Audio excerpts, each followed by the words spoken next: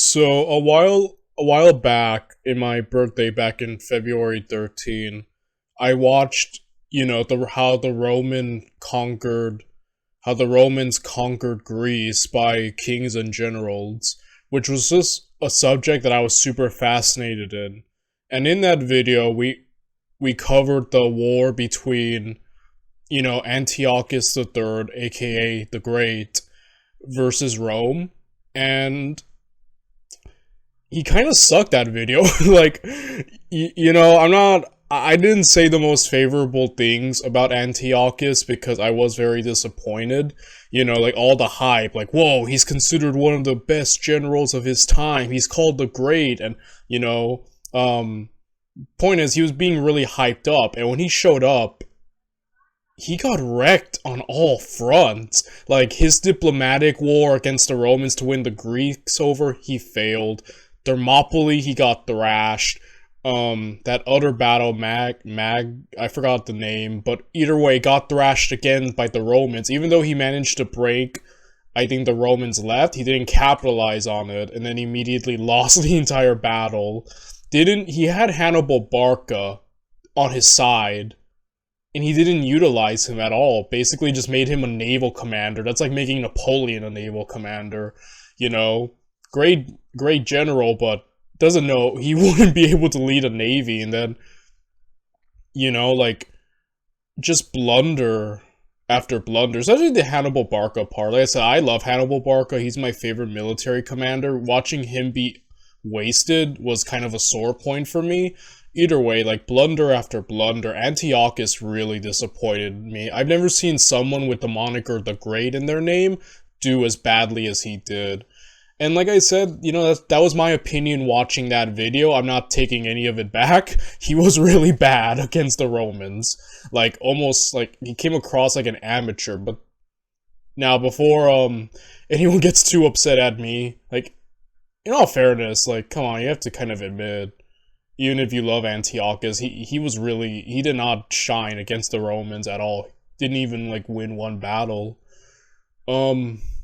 With that said, it actually got me super interested in the Seleucid Empire, and, I feel like the Seleucid Empire has kind of been my new growing fascination since then. I've been doing some research into the Diadochi and the Seleucids, and I think it might just be one of the most underrated empires in history. And I will say, I did some research into Antiochus. When he inherited the Seleucid Empire, it had been shrinking down dramatically, and he managed to restore its borders, like, basically eastward and westward. He'd been able to basically restore it to I believe its peak glory. I think even a little more. So that's definitely where I could see why he gets the grade. I did some little research on that. But obviously, yeah, sorry, I heard something. So yeah, he obviously restored the Seleucid Empire and helped make it great again.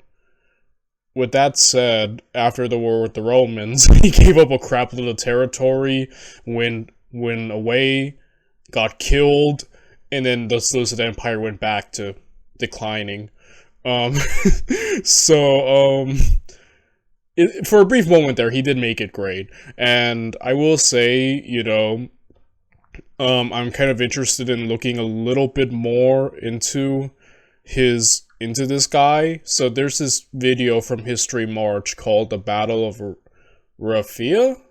Raphia? And apparently it's the biggest battle of the Hellenistic history. That's amazing. Antiochus is a part of it, and I think, like I said, I don't know the outcome. I just know this, I got recommended this video in terms of it's supposed to explain why he's called the Great or something like that. I don't know. I think that's what the comments said, but we're gonna watch it and get some more Antiochus. Hopefully this video will, put a better light on the guy, and yeah, I don't really have much else to say other than we should really get to it. So without any further ado, let's watch The Battle of Raphia The Biggest Battle in Hellenistic History by HistoryMarche. Over 140,000 warriors stood arrayed in battle order on the desert fields of Raphia.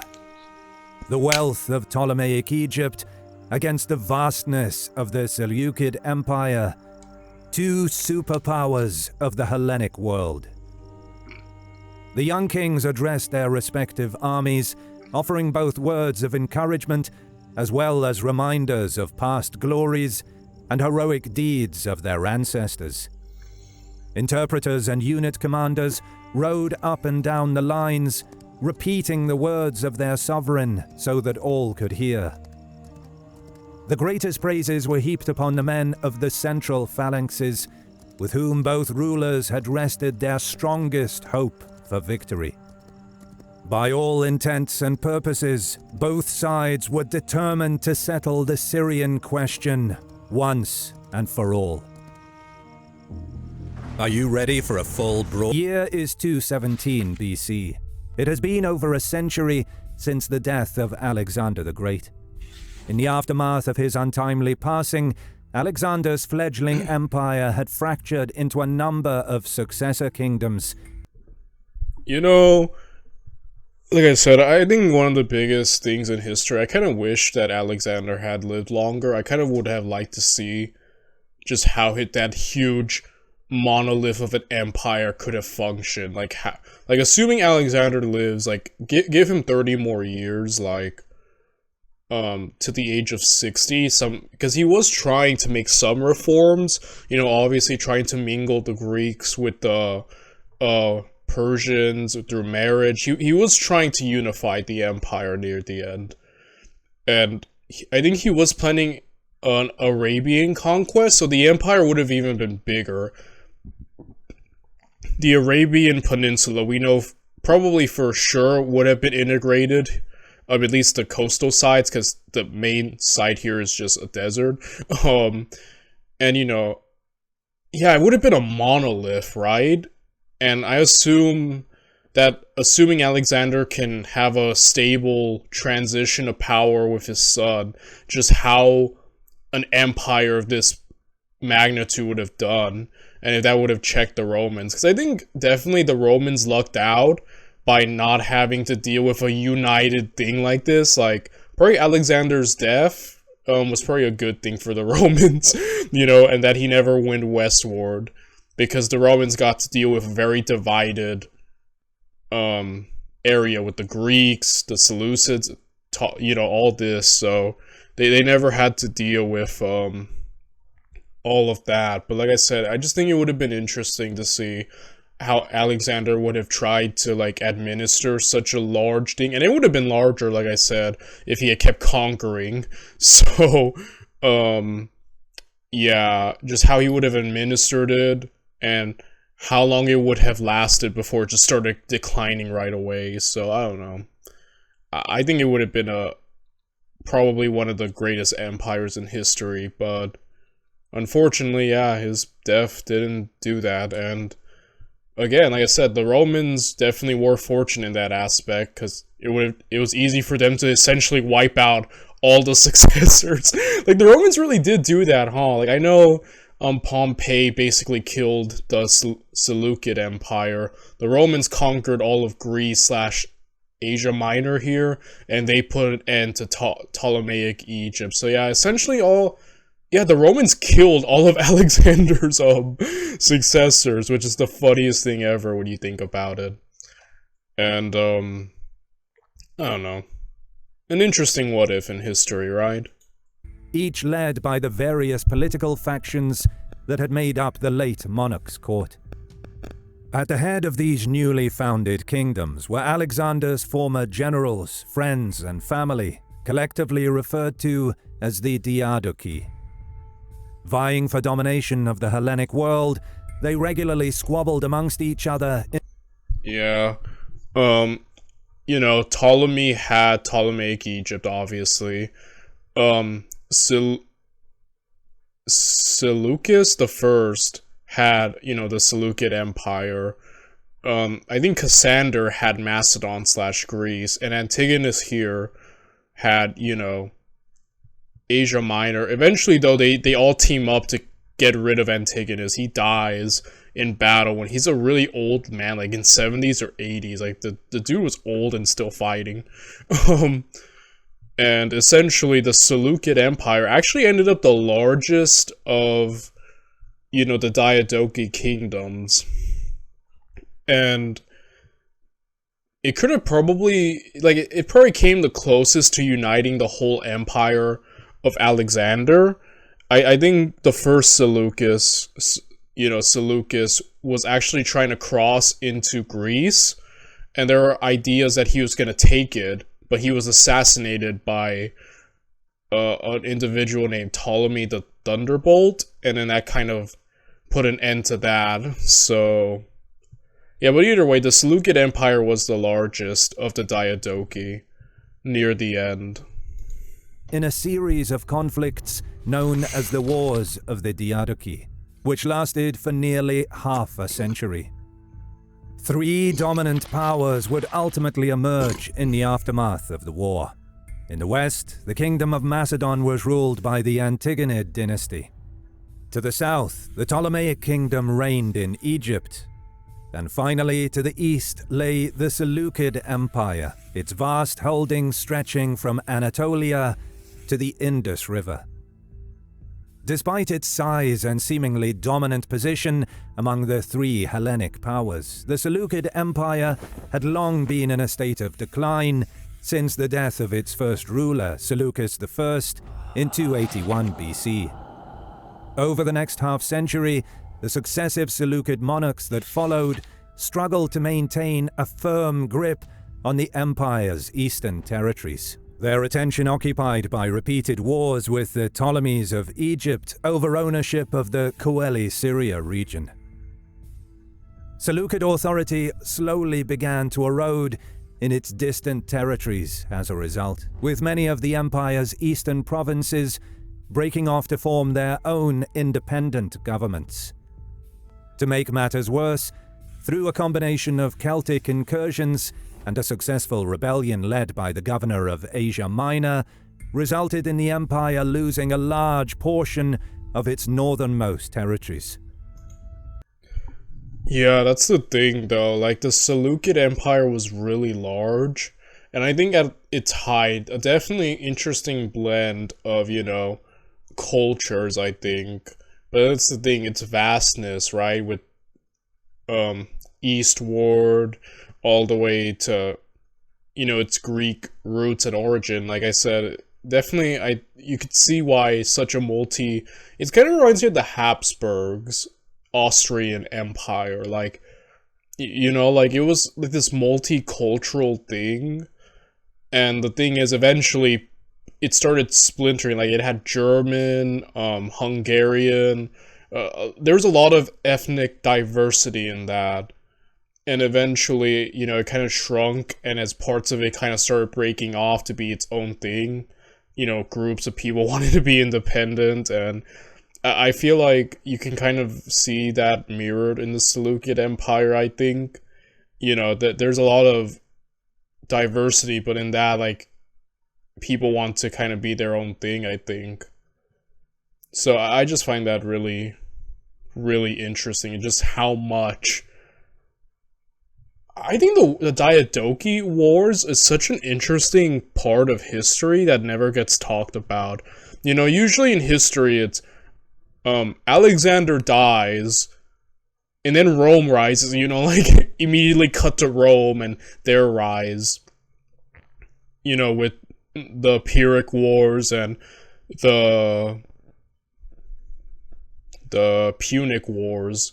But it's like the Diadochi, basically the Greeks were just playing Game of Thrones, you know, with one another. All the assassination wars, political intrigue, and just the instability. Like the Ptolemies of Egypt declined as it went on, especially their weird incest crap. But like, you know, and then you can kind of see with the Seleucid Empire, when I was doing my research, a lot of civil wars among the Seleucids, and obviously the Greeks are a disunified group, so it's just like a lot of disunity, a lot of incompetent, not great rulers following the original founders of each kingdom. So, again, just a decline, but I suppose that's with every empire slash group, you know. So yeah, I would wish we could like make a show about this period. I feel like it's a very underrated one in history, but I think it's rich in terms of story potential, you know? So yeah. The loss of the lucrative coastal cities in Anatolia was a significant blow to the Seleucid economy in particular, and greatly weakened the empire's position. In 222 BC, Antiochus III, at the age of 18, assumed the throne of the Seleucid Empire as its 6th ruler. Alright, so I'm hoping that, like I said, I would like... Obviously, I was not impressed with his performance against the Romans, but in all fairness, the Romans are kind of beast, as we know. So it's a little more forgivable, you know? So I'm hoping that Antiochus really impresses me, because I really do not want to hate him. It was more disappointment, personally, like I said, when we were watching that video. Not so much that I hate him, like, oh, I hate him, he's an awful historical figure. It's just more like, I was disappointed, you know, because, like, I've never seen someone with the moniker The Great get as wrecked as he did. But, you know, because I expected a lot, you know. So I was disappointed, but obviously we're gonna see him more at his peak and in his height and really understand why he is, you know, called the Great. Having inherited a truly disorganized state, the young and energetic monarch maneuvered to stabilize his position and revitalize his floundering nation.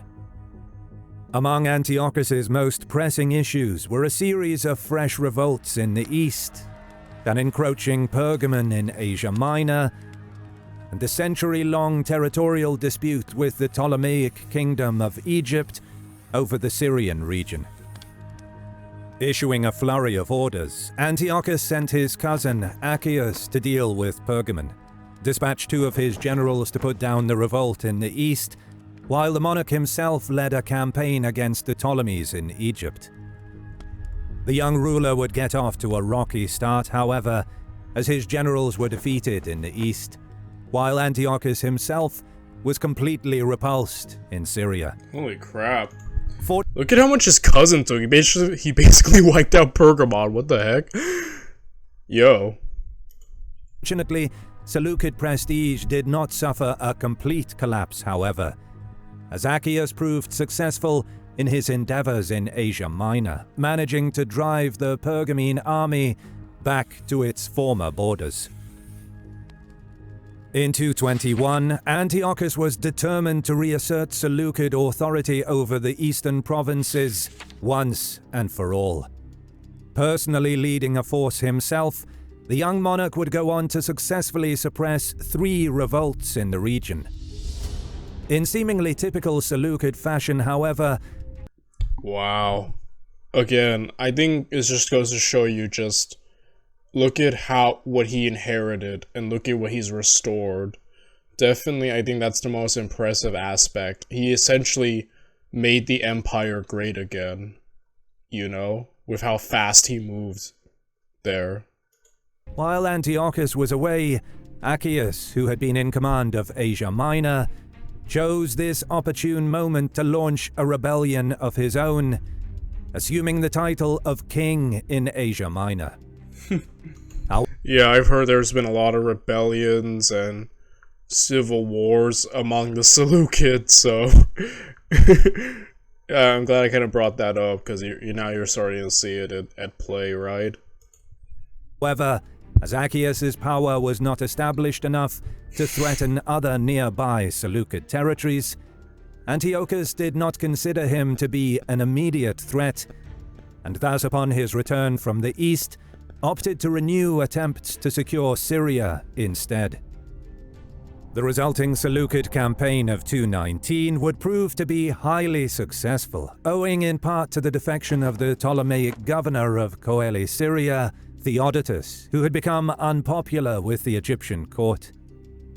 Coincidentally, Theodotus was the same commander who had repulsed Antiochus a few years earlier, in 222. After decisively defeating a Ptolemaic force at Berytus in 218, Antiochus would go on to capture the town of Philadelphia, before marching deeper into the Levant, where he found himself bogged down, besieging Damascus and Sidon.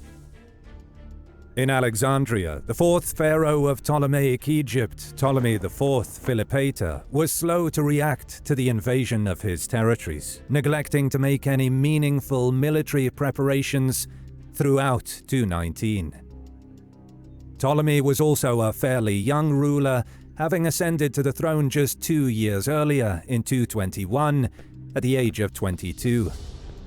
Spurred by the counsel of his ministers, the young pharaoh spent the majority of 218 frantically gathering his army and hiring mercenaries, all the while sending emissaries to Antiochus under the pretense of negotiating peace to buy additional time.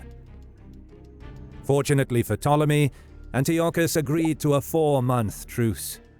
It seems that the Seleucid monarch believed the war was already all but won, and was now more concerned with Achaeus in Asia Minor. That's fortunate for Ptolemy. And incest is wincest, so... No, I'm joking. I'm sorry. Every time the Ptolemy show up, I'm always making fun of them and their incest, because it is weird. Like, you guys know about the family tree, right? Or as I like to call it, it's like a family tree without branches, but, you know, like... like, freaking all the dudes are named Ptolemy, all the chicks are named Cleopatra. It's like, ew, dude. I'm sorry, can you tell I'm, like, disgusted by incest? Granted, I know the Ptolemies aren't the only people to commit incest. It's just, they're so blatant about it. It's like, it's after a while, it's like, ugh. That family tree is, like, weird to look at. Either way, okay, back to the video. Yeah, so Antiochus, it's good for the Ptolemies using that strategy of delayed negotiations to buy themselves time, which is good, because if Antiochus had just kept going, probably would have been even worse for Ptolemy. But fortunately, the division among the Seleucids themselves, with Achaeus here acting out, is giving Antiochus something else to worry about and think about. So, you know, he doesn't have time to just focus on Ptolemy exclusively. So this is definitely playing to Ptolemy's favor, you know, an advantage. And as such, sought to winter in his home territories, so as to discourage his cousin from launching any potential incursions. With his preparations complete by the middling months of 217, Ptolemy IV marched his army from Alexandria into the Levant to confront Antiochus and the Seleucid host, seeking to settle the Syrian question once and for all. The pharaoh brought with him a force of around 75,000, of which 5,000 were cavalry, in addition to 73 elephants. Meanwhile, Antiochus had approximately 68,000 troops under his command, 6,000 of which were cavalry, and 102 elephants. Holy crap, these friggin' elephants, man. I love that after Alexander died and the Diadochi happened, the wars happened, the newest innovation, or being brought in, was the war elephant. Everyone just started using war elephants. Bring in the war elephants. It just basically became a staple in the Diadochi / Hellenistic world, right? The elephant was basically like the tank.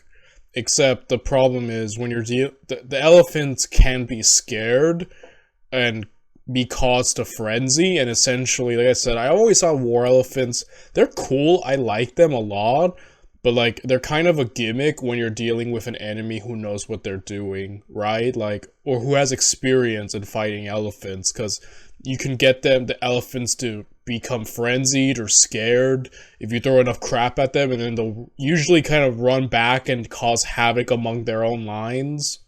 So again, if you're dealing with an enemy who's not familiar with elephants, they're definitely effective as kind of like a shock unit, kind of like how Pyrrhus used them when he fighting the Romans in their early battles, because the Romans weren't experienced with elephants. But again, like I said, later on Rome knew how to deal with them, so elephants essentially became useless. So yeah, a very cool and unique animal in warfare, but one that can only be useful under the right circumstances against the right enemies, right? In accordance with Hellenic military doctrine of the time, both commanders understood that the number of phalangites fielded by either side would prove to be especially crucial in the upcoming struggle. Here, the Ptolemaic army held the advantage in numbers, with around 45,000 phalangites, while the Seleucids had some 30,000. It is important to note, however, that 10,000 of the Seleucid phalangites were the Argiraspidae. Yes, the silver shields. They were like a unique element in the Alexander's force, essentially the elites, like, you know. And then in the immediate wars of the Diadochi, they were still being used, like, and they were composed of like older men later on in the Diadochi wars, like men in their 60s, like 70s, 60 plus, were still fighting in, you know, and that's insane. They were tough old men, you know, and I think their name translates to, yeah, the silver shields, and then they kind of became, you know, basically a main staple in the Seleucid Empire. You know, the elite units, they still stuck around, but mainly under the Seleucid banner. So that definitely, they might not have the numerical superiority, but the silver shields are quality, you know, the elites. So that's interesting. Days. Also known as the elite silver shields, they were the premier infantry unit of the Seleucid Empire, with a long and revered tradition of military service dating back to Alexander the Great himself. Additionally, the elephants Antiochus brought to the field were from India, which are believed to have been much larger and stronger than Ptolemy's African elephant. Yes, sorry.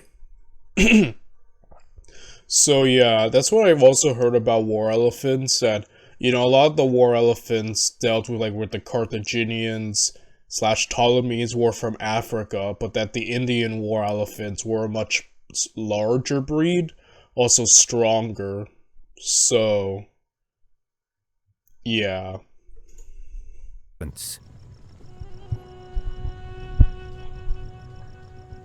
The two armies would meet near the small town of Raphia, where sources suggest that Antiochus purposefully ordered his army to make camp just 1 kilometer away from that of Ptolemy's. For 5 days, the opposing forces skirmished with one another, regularly clashing over water places and whilst foraging for food. It was during this time that Theodotus, the former Egyptian governor of Coele Syria, who had defected to the Seleucids, would attempt an act of extreme daring. After the skirmishing had concluded on one of the days, and just before dawn, Theodotus entered the Ptolemaic camp, accompanied by 2 others. As Ptolemy's army included those from all across the Hellenic world, the covert party's dress and appearance were nothing out of the ordinary, and as such... Holy crap, Theodotus. The dude just walked in. He just walked into the enemy camp. Wow, that's insane. This dude's playing freaking Metal Gear now. He's going stealth mode. they managed to slip past the camp's guards without attracting any suspicion.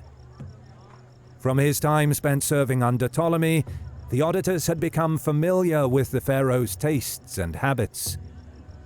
He also made note of the location of the royal tent during the day's previous skirmishes, which had strayed relatively close to the Egyptian camp. Making his way past the pharaoh's attendants, Theodotus entered the royal tent. To his Is he gonna try to murder him? He's just walking. Oh my, dude. Holy crap, he just walked in and it seems like he's just gonna try to kill the pharaoh. surprise, however, the pharaoh was not present, and the would-be assassin instead struck down the Egyptian ruler's unfortunate physician, Andreas. Afterwards, Theodotus managed to safely return to the Seleucid camp, his plot having only been discovered just as he made his exit. Wow. That's some kind of like awesome. It's kind of like really baller. Like, thank goodness Ptolemy wasn't chilling in his tent at that moment. The audience would have just... Wow. Wow. After 5 days of skirmishing, Ptolemy was determined to do battle and gave the order for his army to assemble. Upon seeing this, Antiochus hastened to do the same. Both armies formed up with their respective phalanxes in the center. To the immediate left of the Egyptian phalanx was a unit of Libyan peltasts, followed by the pharaoh's own royal guard further down the line.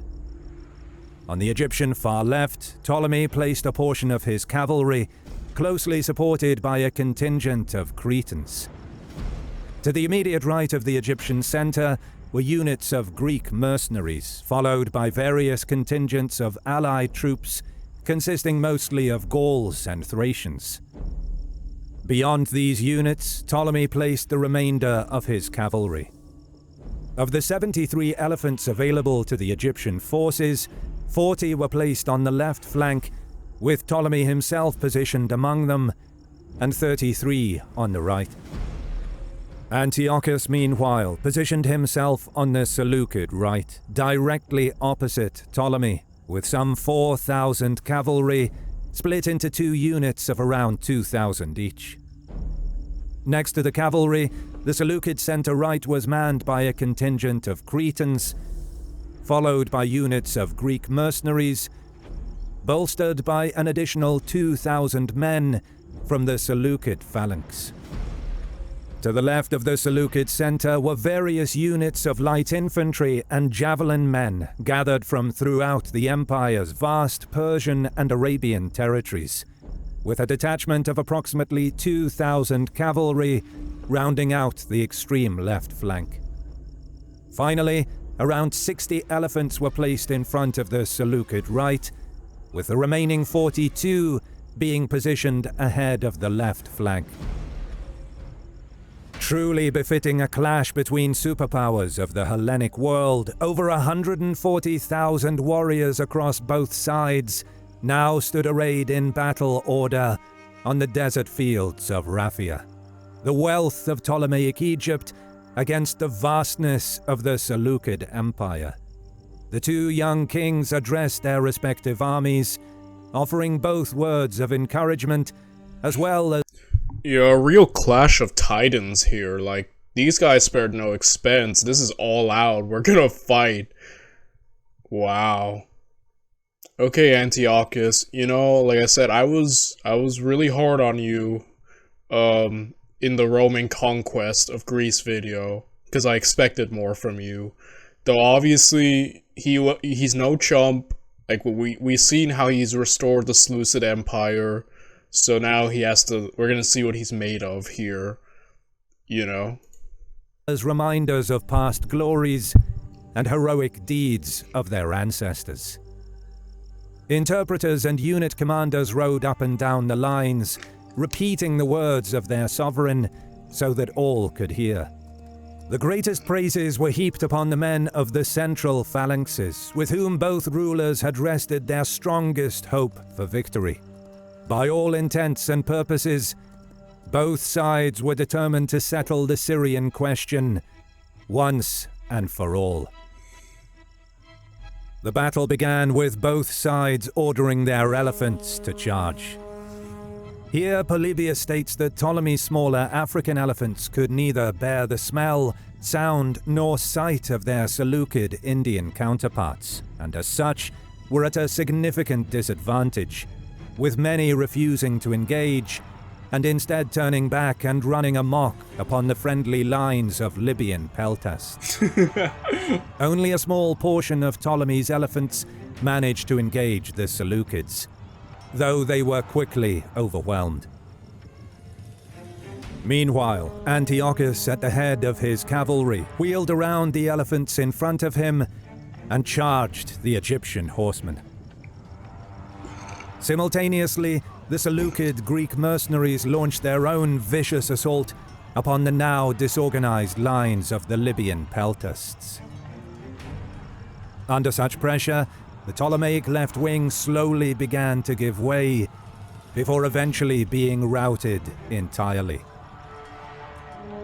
On the other side of the battlefield, the Ptolemaic forces fared better, however. Okay, so as we saw with the Ptolemaic left and the Seleucid right, yeah, the detriment of the war elephant that once disrupted immediately caused havoc in its own side, allowing the enemy to capitalize on its defeat. So, yeah, Antiochus has essentially won his side, but we're gonna see how the Ptolemaic right is doing. Recognizing that his smaller elephants would likely be too afraid to even approach those of the Seleucids, the commander of the Egyptian right wing instead led his forces in a flanking maneuver. The flank, the oldest trick in the book. Wow, okay. Alright, that's smart there. Bypassing the charging elephant contingents entirely, the Egyptian horsemen threw themselves upon the flank of the Seleucid cavalry. So Antiochus is just leaving the battlefield now. That's exactly... Isn't that what he did when he fought the Romans in that big battle? In coordination with their commander, the Ptolemaic Greek mercenaries also moved to engage the lightly armored javelin men opposite them. These assaults succeeded in driving back the Seleucid left, with both sides essentially trading victories on either flanks. Antiochus, however, had chosen to pursue the routing Ptolemaic cavalry that had opposed him, believing the day to have already been won. Oh no, not again. Dude, Antiochus, just turn around. Stop pursuing, turn around, bro, and just attack another flank. That seems to be what's gonna happen. It seems like now the Seleucid left is about to crumble, and then this contingent of the Ptolemaic right is about to crash upon the center of the Seleucids. Like, Antiochus, I don't know, like, maybe, but like, he needs to turn around right away, or else he's gonna lose in the exact same way he lost against the Romans. Ptolemy, meanwhile, after having been pushed back, had moved to take command of his phalanx in the center. Revealing himself before both armies, the pharaoh ordered his men to charge. Here, the fight between the two phalanxes was chaotic and bloody, and after some time the outnumbered Seleucid center was forced to give ground.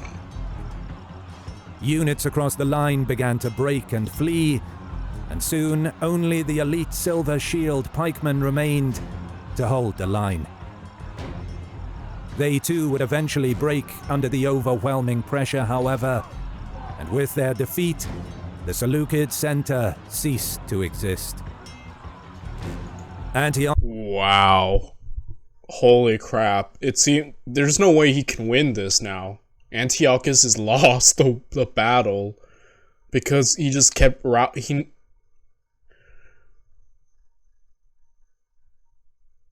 Dude, if I had a nickel for every time Antiochus won a cavalry battle and then didn't utilize his victory, I'd now have 2 nickels. Which isn't a lot, but it's funny it's happened twice. You know what I mean? Wow. That was a Phineas and Ferb reference, by the way. But, yeah.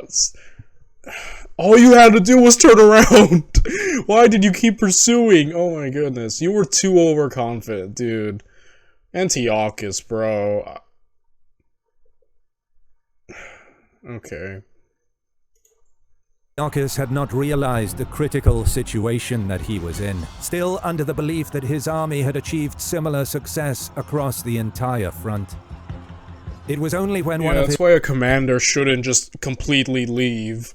You know, should go back and make sure everything else is going well. Good on you for having faith in your men and all, but like, you should still kind of be around the battle and see what the heck's going on, like... Wow.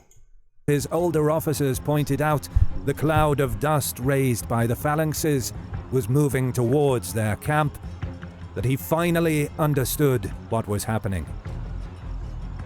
The Seleucid monarch desperately galloped back towards the battlefield in the hopes of aiding his center, arriving only to find that the entirety of his line had all but collapsed and in full retreat. With no other option, Antiochus retired to Raphia with his remaining forces, while Ptolemy retired to his own camp.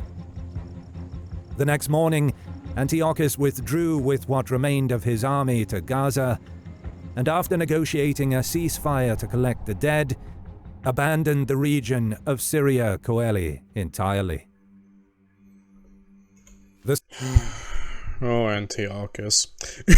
you maybe could have won, but again, you win too much with the route, like, man. He did not learn from his mistake when he fought the Romans later? Like, you think this would have been like a humbling experience, right? Like, maybe I should learn and like, you know, not do that ever again, but apparently he didn't learn from this defeat. Alright. The Seleucid losses are estimated to have been around 10,000 infantry and 300 cavalry, with another 4,000 taken prisoner. The Ptolemaic losses are estimated at around 1,500 infantry and 700 cavalry. A complete disaster. Like, a complete freaking disaster. Wow. That's disappointing. That's wow. With the majority of their elephants either killed or captured.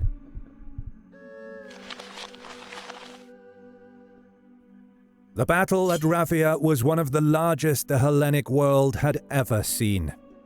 In what many historians assume to be due to his youthful inexperience, had the Seleucid monarch instead immediately moved to support his center phalanx with his elite royal cavalry, rather than merely assume his victory was all but assured, the battle could likely have ended very differently. It seems that the Seleucid command had further failed to recognize how heavily outnumbered their center phalanx was in comparison to that of the Ptolemies, though it is possible they may have believed that the elite unit of silver shields would have made up for any disparity in numbers. Regardless, given that the military doctrine of the time heavily relied upon the strength of an army's phalanx, it appears that in addition to his relative inexperience, Antiochus may have also been overconfident due to his previous successes earlier in the campaign.